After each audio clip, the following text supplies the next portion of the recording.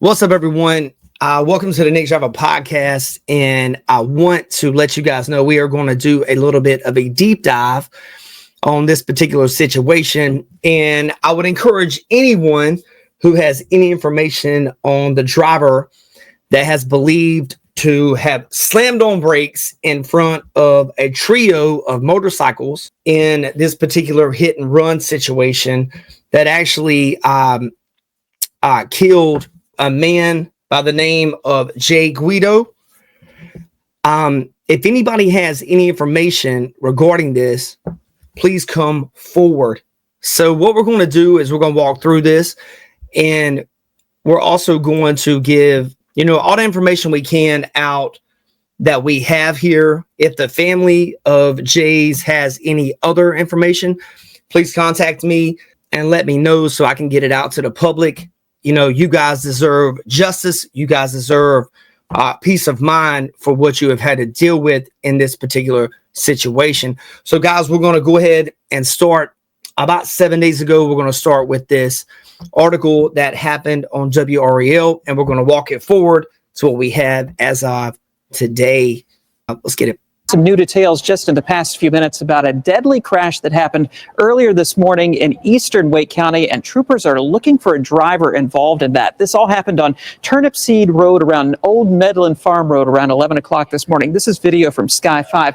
Troopers say that 3 motorcycles were traveling along Turnipseed Road when witnesses say a vehicle approached them from behind and honked the horn. That vehicle then passed them recklessly and slammed the brakes before driving away. Well, one of the motorcyclists drove ahead to try to get the plate information from that vehicle, but the vehicle's driver braked abruptly and the motorcycle dropped. The motorcyclist, 53-year-old Jay Guido of Zebulon, died later at the hospital from his injuries. And now troopers are searching for the driver of that original vehicle in a silver or white Subaru Crosstrek or Outback, a newer model, believed to be a blonde woman about 40 years old who has shoulder-length hair and was wearing sunglasses. If you have any information, contact the Highway Patrol. All right, guys, we are going to fast forward a week later here, and right now at the time of me filming this video is after my show tonight, Apex. I'm back here. It's May 15th, about 1 a.m. But I do feel like this is something that is very important to the people in this area, and I think this is something that's important that we try to figure out as a community. All right, guys, so now we're going to Channel 17 local news, and this is from yesterday at 5:01 a.m. that they put this out. How did this happen? Zebulon family speaks after aggressive driver leads to deadly motorcycle crash. All right, guys, pointing to the photos and cherishing memories, Kelly Guido processed the heartache that suddenly struck after losing her husband, Jay, 1 week ago. He was 53 years old. He had a rough exterior, but once you got to know him, you'd find out that family was everything, says his wonderful wife. Kelly, living in Zebulon, said she and Jay had been together for nearly 30 years.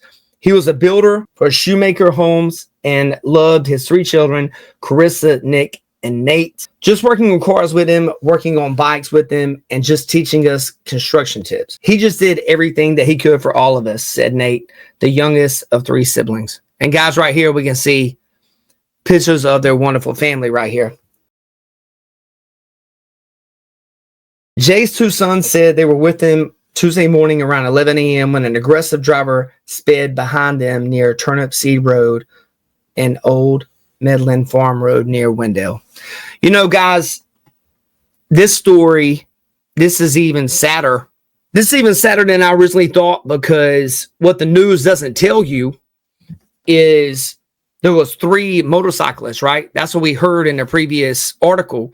They do not tell you that when the aggressive driver sped past them, that his 2 sons were with him. Nate says here he just wanted to clear his head and go for a little ride, recalling the morning before they left for a motorcycle ride. On their way back, he said the 3 started to slow down when his brother Nick realized he had an issue with his clutch.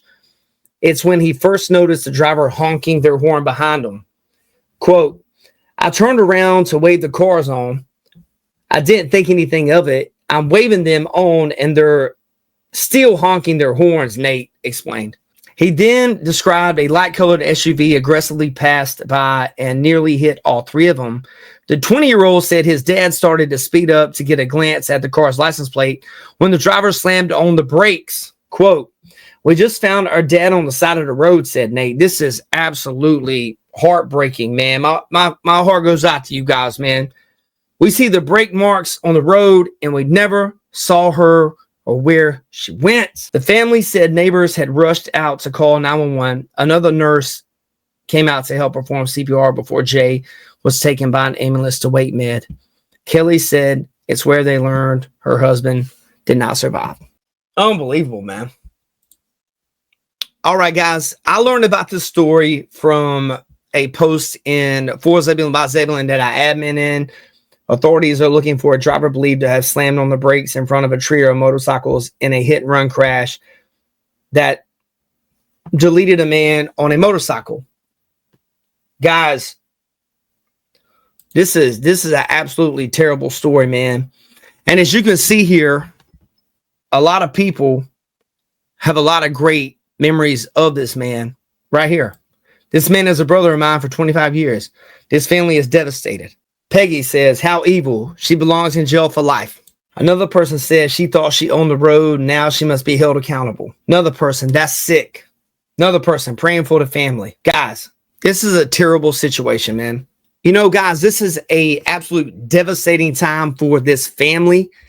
And if anybody knows anything, if anybody has heard anybody talk about this, anybody has heard anybody say anything regarding this particular situation, please contact the authorities and let them know if you know anybody that has told you anything. This family deserves justice. This family deserves justice, guys. And I'm going to tell you something else. We're going to pop up. They have an actual fundraiser here. We're going to pop that up on the screen too. Let's lift this family up in our prayers. And let's also do everything we can to try to help this family because they have lost a very wonderful person in Jay. So the next thing I'm going to do, guys, is bring up their actual GoFundMe.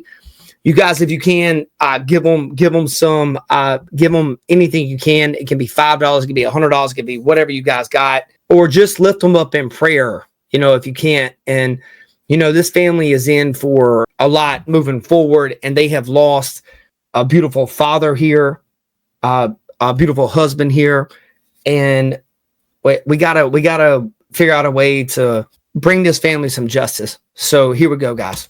You guys can head over to GoFundMe.com, and I will put the link here. This is in loving memory of Jay, supporting the Guido family.